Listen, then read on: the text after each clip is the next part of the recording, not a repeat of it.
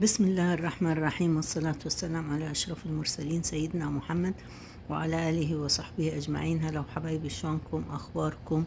يا رب تكونوا بألف خير وصحة وعافية. الفيديو اليوم راح أسوي لكم روتين أو يومياتي في الحديقة. إن شاء الله يعجبكم الفيديو وتشوفوا حديقتنا وتشوفوا حصدنا منها إيه من الحديقة، شنو حصدنا. شوفوا الطماطة وشوفوا الفلفل وشوفوا اللي زارعاه بالحديقة، وراح اترككم ويا الفيديو تتفرجوا عليه وإن شاء الله يعجبكم الفيديو.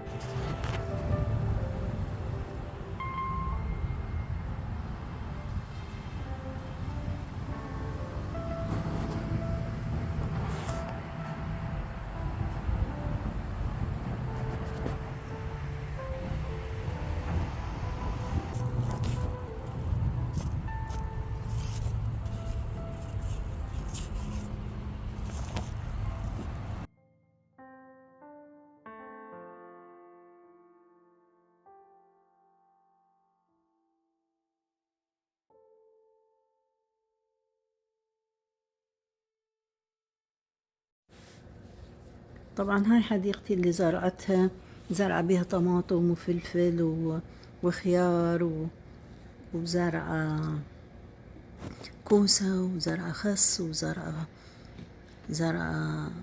قرنابيط وزرع لهانة أو كروم وزرع فجل وزرع لفت وبنجر وكل حاجة زرعتها في شهر تقريبا 9.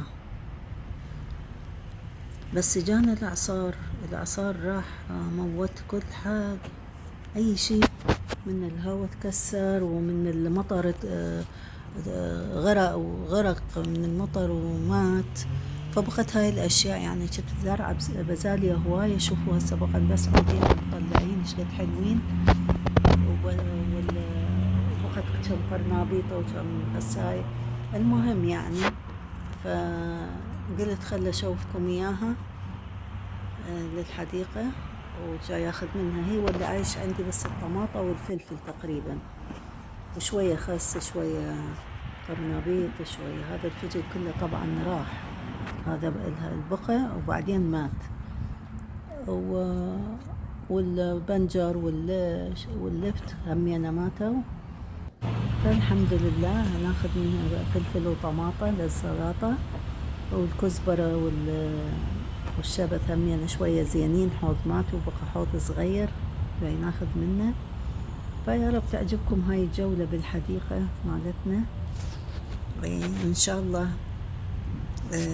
يعني هاي الحديقة أخذت منها هاي الكمية أخذت منها على 3 مرات طماطة وفلفل وخيار.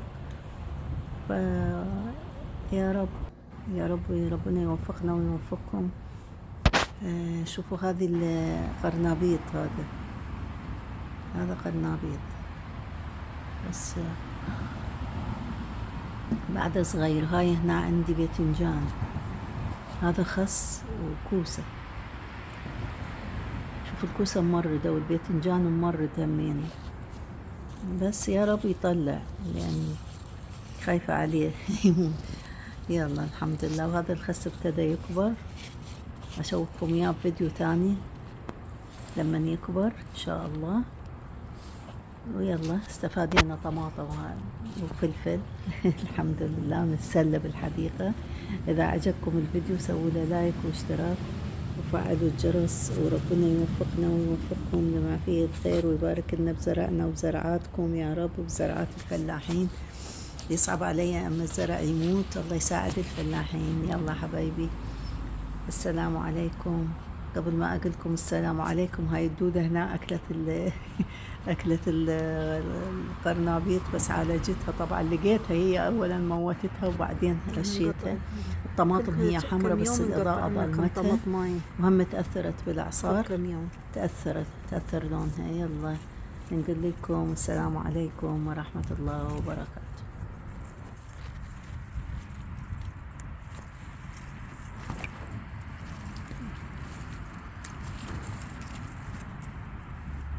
هذه بعتها بكرة ممكن لأني 5 طماطميات كل كم يوم نقطع لنا 5 طماطميات حلوين. بس حلو الواحد يفرح لما يطلع إنتاج عنده. هاي في بعد أكو هواية طماطم خضراء. الجو بارد هاي هنا بس زادية خلنا نقطعها إنه بعدها خل تنشف. ناخذها بذور لأن هم كم وحدة.